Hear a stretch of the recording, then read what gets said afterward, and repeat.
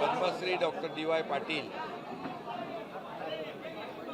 यांचं दुःखद निधन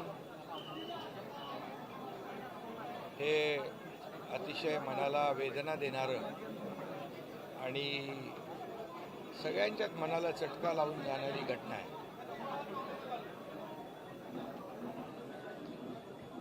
त्यांनी आपल्या आयुष्यामध्ये शिक्षण क्षेत्रात, सामाजिक क्षेत्रात, वैद्यकीय क्षेत्रात, सहकार क्षेत्रात आणि क्रीडा क्षेत्रात देखील भरीव जे काम केलं ते महाराष्ट्र किंवा देश कदापि विसरू शकणार नाही. आणि सर्वसामान्यांच्या दुःखामध्ये समरस होणारं हे व्यक्तिमत्व पद्मश्री डी.वाय. पाटील यांच्या रूपाने सातत्याने कार्यरत राहिले. ते पद्मश्री होते, ते बिहार, पश्चिम बंगाल, त्रिपुरा या राज्यांचे राज्यपाल देखील म्हणून त्यांनी काम केलं. विविध पदांवर काम केलं. परंतु त्यांचा सर्वसामान्य माणूस हा केंद्रबिंदू होता. एक शेतकरी कुटुंबातून जन्म घेतलेला, एक शून्यातून विश्व निर्माण करणारा अतिशय दुर्मिळ असं व्यक्तिमत्व आज आपल्यामध्ये नाहीत. Doctor DY. Patil medical college line बाजार सर्वांनाच दुःख आणि वेदना देणारी ही घटना आहे. त्यांच्या अनेक आठवणी आहेत. मी मुख्यमंत्री असतानाच्या, अगोदरच्या, आताच्याही आणि त्या कदापि आपण विसरू शकत नाही. बाळासाहेबांचे त्यांचे अतिशय जिव्हाळ्याचे संबंध होते. आम्हाला आठवतं आहे की मुंबईमध्ये एक मेडिकल कॉलेज जेव्हा सुरू झालं त्यावेळेस मेडिकल कॉलेजला एक हॉस्पिटल पाहिजे अटॅच. बाळासाहेबांनी तात्काळ हे कॉलेज माझं आहे, आपलं आहे, आपल्या परिवारातलं आहे आणि त्या भावनाने त्याला तात्काळ मंजुरी दिली. अशा अनेक घटना आहेत. सर्वांशी त्यांचे चांगले संबंध सलोख्याचे होते. एक अजातशत्रू म्हणून त्यांनी या महाराष्ट्रात, देशात काम केलं.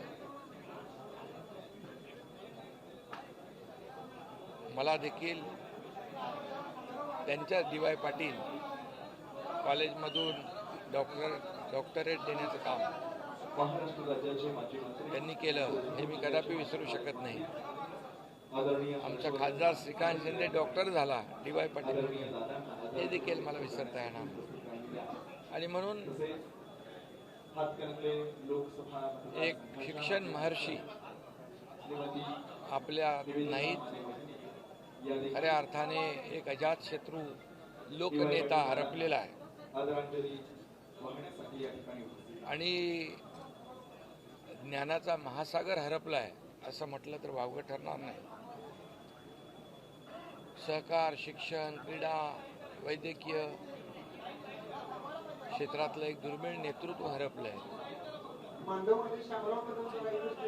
आणि म्हणून मी त्यांना, त्यांच्या अनेक आठवणी सोबत आहेत. चर्चा करताना देखील त्यांची मुलं, त्यांचा परिवार याच्याशी चर्चा करता अनेक ज्या काही आठवणी, भावना त्या ठिकाणी व्यक्त झाल्या. आणि म्हणून सर्वांना, सर्वसामान्य माणसाला मदत करणारा हा असा मोठा नेता, त्याची प्रचिती जी आहे आज आपण त्यांच्या कामाची आणि कर्तृत्वाची आणि प्रेमाची पोचपावती कालपासून हे अंतिम दर्शनासाठी येणाऱ्या लाखो लोकांच्या उपस्थितीवरून आपण पाहतोय. आणि म्हणून अशी माणसं दुर्मिळ असतात.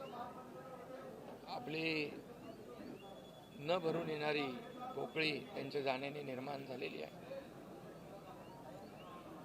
त्यांचं नेहमी एक वाक्य मला आठवतं, सर्वांना विनंती आहे स्वप्न पाहताना मोठी स्वप्न पहा, आणि परंतु स्वतःच्या फायद्यासाठी नाही तर सर्वसामान्य लोकांच्या जनतेसाठी, फायद्यासाठी.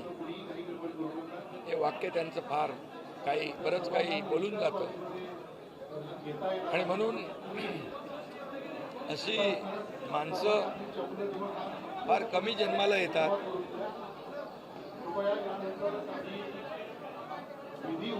आणि अशा डी.वाय. पाटील यांचा दुःखद निधन झालंय. मी माझ्या कुटुंबाच्या वतीने आणि शिवसेना परिवाराच्या वतीने त्यांना भावपूर्ण श्रद्धांजली अर्पित करतो. ओम शांती.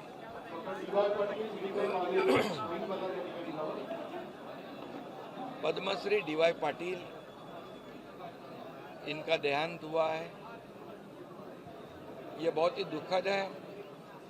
ये सभी के लिए वेदनादायी है, क्योंकि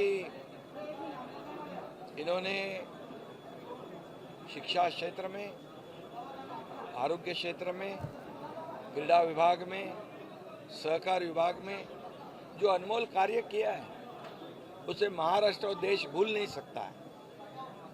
वो पद्मश्री भी थे, त्रिपुरा, बिहार, पश्चिम बंगाल के राज्यपाल भी रह चुके हैं. कई जिम्मेदारियां उन्होंने निभाई है, लेकिन उनका केंद्र बिंदु एक सामान्य आदमी वही था. और इसलिए एक शिक्षण महर्षि हमने खोया है, एक ज्ञान का महासागर हमने खोया है, और एक सभी क्षेत्रों में कार्य करने वाला एक महान व्यक्ति हमने खोया है. इसलिए मैं हमारे परिवार की तरफ से और शिवसेना परिवार की तरफ उनको भावभीनी श्रद्धांजलि अर्पित करता हूँ. बाला साहब ठाकरे जी का और डी.वाय. पाटिल जी का बहुत ही घनिष्ठ संबंध था. एक पारिवारिक संबंध था उनका. तो सभी लोगों के साथ इतने अच्छे ताल्लुकात थे कि वो अजात शत्रु थे. और मैंने अभी अभी अनुभव बताया कि मुंबई में जब मेडिकल कॉलेज खुल रहा था तो उसको एक हॉस्पिटल की अटैचमेंट की आवश्यकता थी. बाला साहब ठाकरे जी ने कहा ये हमारे परिवार का मेडिकल कॉलेज है, और तुरंत ऐसे कई घटनाएं हैं. और इसलिए मैं उनको फिर एक बार भावपूर्ण श्रद्धांजलि अर्पित करता हूँ.